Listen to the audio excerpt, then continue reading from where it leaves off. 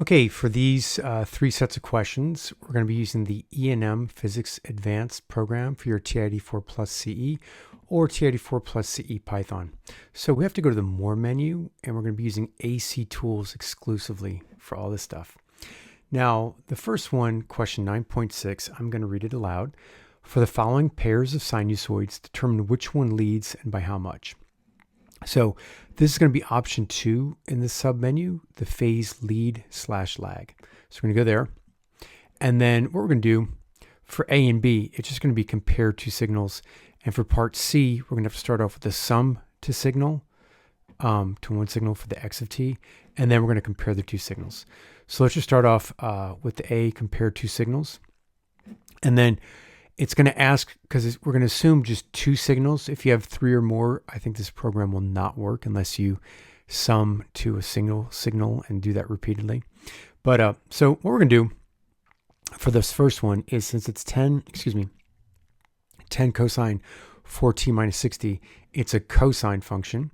And then the coefficient here is the amplitude. So since it's 10, that's the amplitude A. And I'll probably, in a later version of this, put the basic format of the equation so you understand that the number in front of the cosine or sine value is going to be the amplitude. So that's 10. And then what is that? Phi 1 in degrees. And sorry for this degree measure. It looked like it's down about a centimeter where it should be.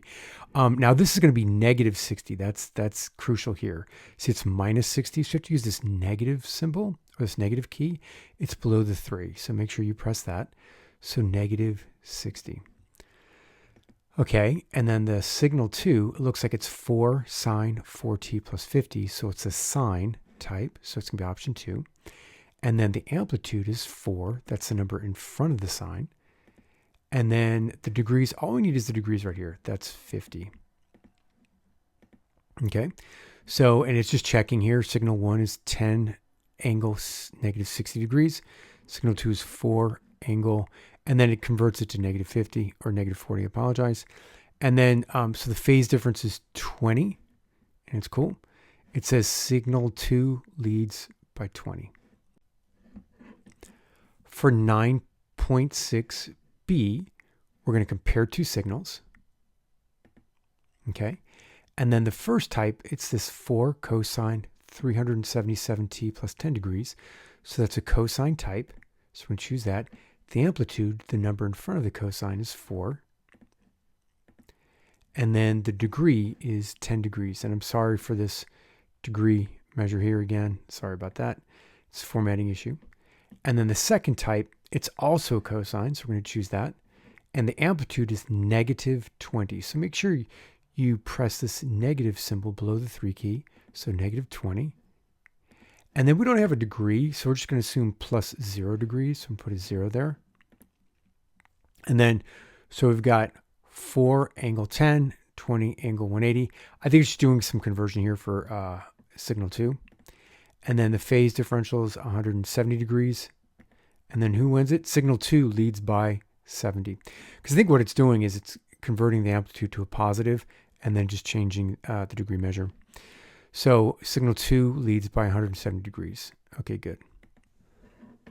And then for part C, it's a little tricky because we have x of t equals 13 cosine 2t plus 5 sine 2t, and y of t equals 15 cosine 2t minus 11.8 degrees. So what happens is we have to do this first one is going to be a sum to single. We have to get this as one single signal. So that's going to be option 2 here. And then what's the coefficient of cosine of A? And that's going to be 13. The coefficient of sine B is 5. So the result is r cosine wt or omega t plus phi. And then that's what we get. The 13.9 and the phi is negative 21.0375, which comes out to be 13.928 cosine wt, which is negative 21 degrees. So I'm just going to write that down because I got to remember it as well as you. So what's going to happen, I'm just going to write this down for a second. And now that we have this as one single signal as the 13.928 cosine negative 21.03, we're going to compare two signals. And then the first one is going to be that cosine we just resolved to a single one. And the amplitude is 13.928. And I'm rounding a little bit, so if you're not rounding, you might get a slightly different number here. And then the phase is going to be that negative 21.03. Okay. And then signal second type, okay, this is more what we're used to. So this is just going to be a cosine. And the amplitude is 15. Again, that's the number before the trig function here, the 15. And then the phase degrees is negative 11.8. And there we go. And it's just checking everything. Hey, yeah, we got the 13.928. The angle is negative 21.03. Signal 2 is the 15 as the amplitude and the negative 11.8 degrees. And then the phase differential is 9.23. So signal 2 leads by 9.23. Yay, good. That one's finished. Thank goodness. And now for question 9.11, we're going to go back. And then we're going to do time to phasor. So what we're going to do, this is going to be a little bit easier than what we've been doing. Time to phasor. First one is in cosine form. I'll read it out to you. V of t is 21 cosine 4t minus 15 degrees. I just wrote it out here instead of using that degree symbol. Volts here, I believe. So the first one is in cosine form. And what's the amplitude? 21. And you see here, it does show you A times cosine omega t plus phi here. So what's the phase? It's negative. Make sure you put that negative right there, the negative key below the 3, 15. Bam. And it shows you everything we need. And then for the second one, the time to phasor, it's going to be sine form for B. It's at negative 8 sine 10t plus 70 degrees. And this is in milliamps, even though I think this is coded in volts. So you can just put milliamps as your label for the units for this option. So the amplitude, again, we're going to do is negative 8. And then the degrees, 70, because it's just positive 70. We have to put positive in front of it. So it looks like it's 160 degrees. V is 8, angle 160 degrees. Okay, great. Fantastic. Okay, next one, option C, is V of t is 120 sine, and in parentheses 10t minus 50 degrees volts. So this one is a sine one again. So the amplitude is 120. And then the phase is, remember that negative 50 here. So use that negative key below the 3 key, negative 50. And there we go. It's negative 140 degrees, volts 120, angles negative 140 degrees. Bam. There we go. That's your answer there. Okay, one last one, and it's a cosine form. Okay, good. Good. What's the amplitude? Negative 60. There we go. And then what's the phase? It looks like it's positive 10. Good. Okay, so we got 190 degrees. So voltage is 60 at angle 190 degrees. It just changes it. If you guys are using different rules for what your angles are, let me know. I could probably code an alternate version to match up with whatever your teacher has. So for question 9.39, we're going to do a mixed Z calculation. And let me read the question for you. For the circuit shown, find Z sub EQ and use that to find current I. Let W, or actually omega, equals 10 radians per second. So what we're going to do is we're going to build a circuit, okay? And then it is going to constantly update us on what's happening with our circuit builder. So we're going to add elements. And then first you need to know, like say this 4 ohms and then this J 20 ohms. Those are in series. But then these other things are in parallel. They have like this negative J 14 ohms and J 25. These are in series within this parallel part. I'll try to explain that a little bit. But we're going to just take it piece by piece. So first we have this series resistor which is the 4 ohms. So we're going to add series resistor, and the resistance is 4 ohms there. So now we've got 4 plus J0 ohms, which is good. So that's from the I, and remember the current's going in this direction.